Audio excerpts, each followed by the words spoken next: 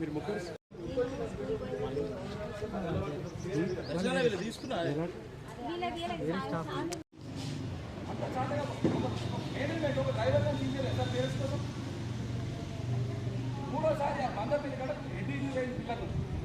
చచ్చిపోతే అయినా వాళ్ళు కంటిన్యూ చేసినట్టు మీరు ఎంత మూర్ఖమో చెప్పండి. మీరు మీకైనా సమాధానం ఉంటే మీరు బయట పార్టీ తీసుకుంటే మీరు తీసుకొని అది పెడితే చేసుకోండి. బయట పేరెంట్స్ ఉంటారు 10 సార్లు. అదే సార్ ఆయన నేను ఉట్టిగా మేము అద్దనే పిలవడానికి పిలిచిన ఆయనే డైరెక్ట్ వచ్చిండు. అదేసరికి సరే పేరెంట్కి ఇట్లా మాట్లాడుతారు కదా నేను సైలెంట్ చెప్పాను. Good morning. Good morning. నేను కొట్టిన హాల్ స్కూల్ చెప్తాను sir. Good morning. Good morning.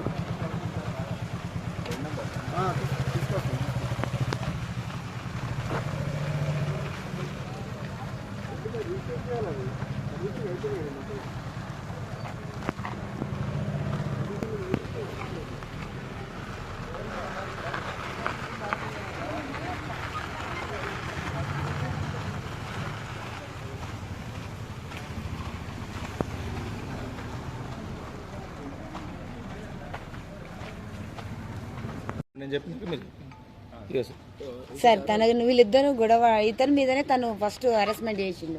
ఇట్లా ఆపుతుంటే నాకు కూడా మేము వికాస్లో ఉండే సార్ పిల్లలు అయితే మేనేజ్మెంట్ వాళ్ళు వచ్చి మేము మీకు ట్రాన్స్పోర్ట్ పెడతామని మా స్కూల్ వ్యాన్ అని చెప్తే మేము వికాస్ నుంచి అడ్మిషన్ తీసుకొని మా పిల్లని మా ఫ్రెండ్స్ పిల్లలు ఇద్దరిలో జాయిన్ చేశాం.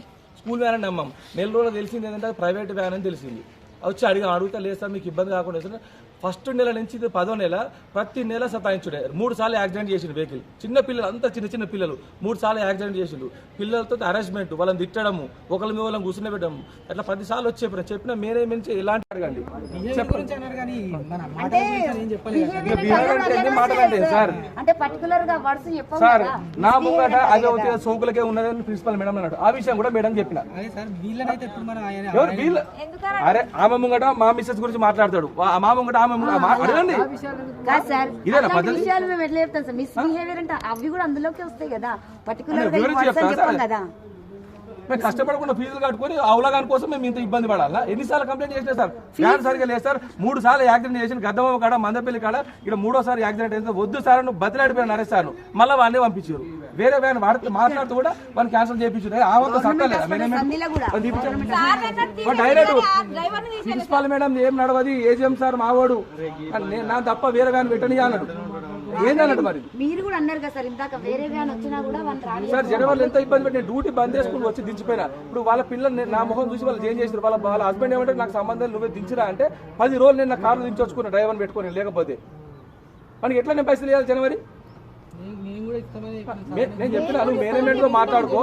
జనవరి నువ్వు మొత్తానికి 20 రోజులు రాలేదు నేను 10 రోజుల పైసలు నేను ఇయ్యా అని చెప్పినా మేనేజ్మెంట్ అడుక్కొని చెప్పినా. నా తప్పు ఏమన్నా? ఇలా పొద్దున 8 o'clock కూడా కాల్ చేసిన సార్. పొద్దున 8 o'clock కూడా కాల్ చేసిన 2 సార్లు చేసిన లావట్టలే. పిల్లలు ఎగ్జామ్ 9 o'clock ఎగ్జామ్. మీరు మేనేజ్మెంట్ ఏం చేస్తారు సార్? మీరు మేనేజ్మెంట్ ఏం చేస్తారు చెప్పండి?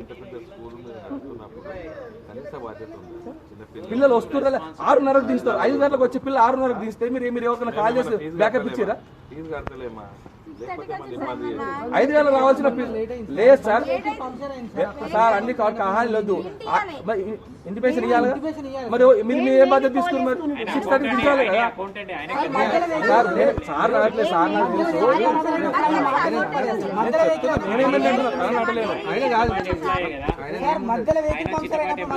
అట్లా మాట్లాడదంటే నువ్వు ఓడినా అని చెప్పిన కలబట్టి డైరెక్ట్ వచ్చి